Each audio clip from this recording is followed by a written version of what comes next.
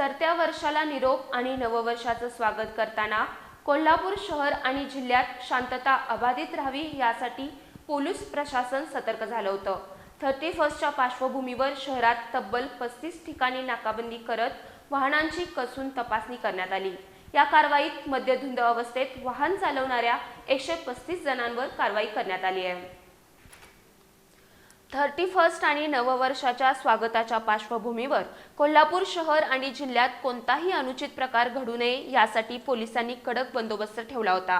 दुपारपासूनच शहरातील प्रमुख चौक, महामार्ग आणि प्रवेशद्वारांवर पोलिसांचा फौजफाटा तैनात करण्यात आला होता।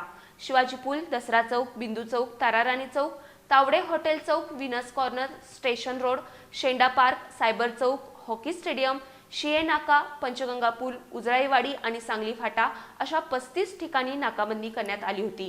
मध्यरात्रीपर्यंत वाहनांची तपासणी सुरू होती। दुचाकी, चारचाकी वाहन चालकांची कसून चौकशी करण्यात आली आहे। मद्यधुंद अवस्थेत वाहन चालवणाऱ्या 135 जणांवर कारवाई करत त्यांच्याकडून सुमारे 50,000 रुपयांचा दंड वसूल करण्यात आला असल्याची माहिती शहर वाहतूक शाखेचे पोलीस निरीक्षक नंदकुमार मोरे यांनी दिली। महापालिका निवडणुकीच्या पार्श्वभूमीवर लागू असलेल्या आचारसंहितेमुळे शहरात शांतता राखण्यावर पोलिसांचा विशेष भर होता। रात्री उशिरापर्यंत काही भागात कोम्बिंग ऑपरेशनही राबवण्यात आले।